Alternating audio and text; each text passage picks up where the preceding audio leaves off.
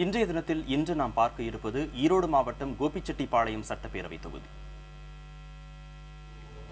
கோபிச்செட்டிப்பாளையம் சட்டப்பேரவை தொகுதி கோபி, தூக்கநாயக்கன்பாளையம், நம்பியூர் ஆகிய 3 ஒன்றியங்களை உள்ளடக்கியது.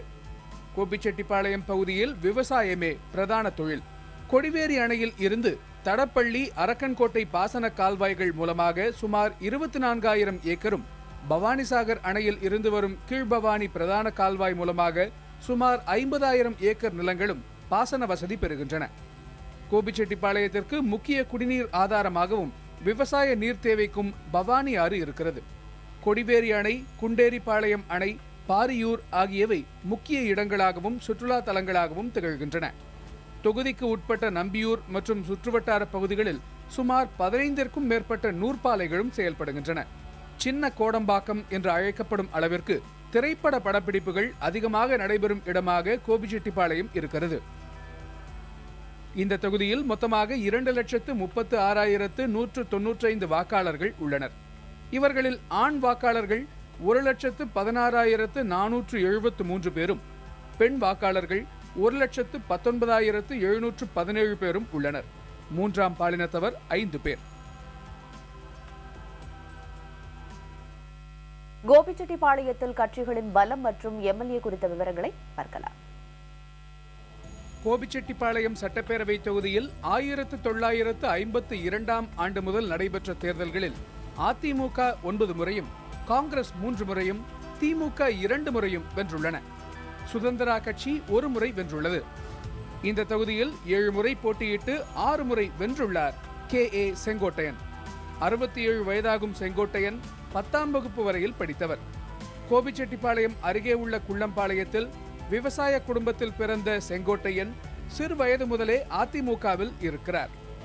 கிளை கழக செயலாளர், குள்ளம்பாளையம் ஊராட்சி மன்ற தலைவர் ஆகிய பொறுப்புகளை வகித்தார்.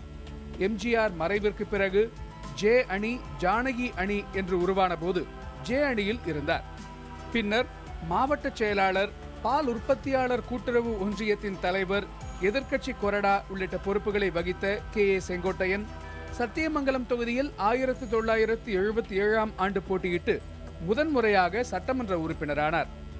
1980 முதல் கோபி தொகுதியில் போட்டியிட்டு இவர் வென்று வருகிறார். இதில் 1991 முதல் 96 வரையில் மாநில போக்குவரத்து துறை மற்றும் வனத்துறை அமைச்சராக பொறுப்பு வகித்தார். அதிமுக தலைமை நிலைய செயலாளராகவும் இவர் இருந்துள்ளார். வேளாண் துறை அமைச்சர், சுற்றுச்சூழல் துறை அமைச்சர் மற்றும் வருவாய்த்துறை அமைச்சர் ஆகிய பொறுப்புகளையும் செங்கோட்டையன் வகித்துள்ளார்.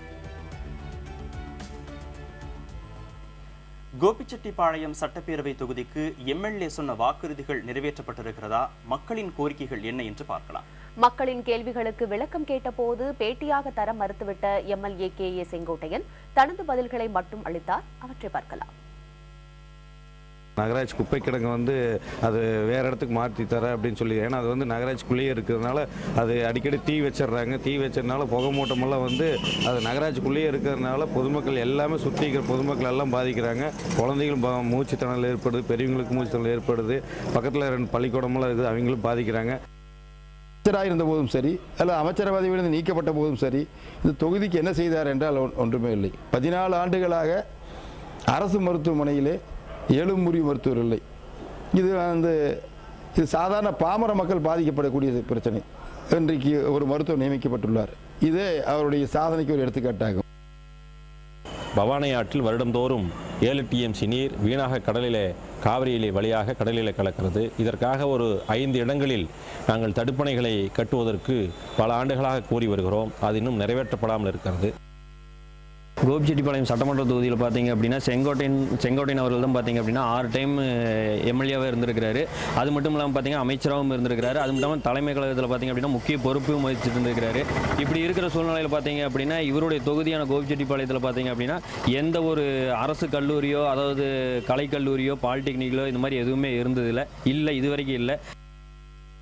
இங்கே கீரிப்பழம்னு ஒரு ஓடை இருக்குது. இங்கே பார்த்தீங்கன்னா வருஷம் மழை பெய்யும்போது 2-3 டைம் பார்த்தீங்கன்னா எல்லாமே மழை பெய்யும் போது ஊருக்குள்ளே தண்ணி வந்துடுது. நாங்கள் ஒவ்வொரு தடவையும் மழை வரும்போது பார்த்தீங்கன்னா பாத்திரம் எல்லாத்தையும் எடுத்துகிட்டு நாங்கள் ஊரை விட்டு வெளியே போக வேண்டியதாக இருக்குது. மழை பெஞ்சினதுக்கப்புறம் மறுபடியும் ஊருக்குள்ளே வர வேண்டியதாக இருக்குது. இங்கே பார்த்தீங்கன்னா சரியான தடுப்பு சுவர் அமைக்கல. இங்கே எம்எல்ஏ கடந்த 6 முறையாக சட்டமன்ற எம்எல்ஏவாக இருக்காரு. ஆனால் வராங்க, பார்க்குறாங்க, இதுக்கான ரிசல்ட் யாருமே எதுவுமே பண்ணி கொடுக்கல. நம்பியூர் ஒன்றியத்திற்கு உட்பட்ட பகுதிகளில் வந்து எம்எல்ஏ செங்கோட்டையன் வந்து நிறைய நலத்திட்டங்கள் பண்ணியிருக்காரு. அதில் குறிப்பாக சொல்லப்போனால் 4 துணை மின் நிலையங்கள் கொண்டு வந்தது அவரோட சிறப்பான பணின்னு சொல்லலாம். அதே நேரத்தில் கால்நடை மருத்துவமனைகளை வந்து தரம் உயர்த்தி புதிய கட்டடங்கள் நிறைய இடங்கள் அமைச்சு கொடுத்துருக்காரு நம்பியூர் ஒன்றியத்துக்கு உட்பட்ட பகுதிகளில்.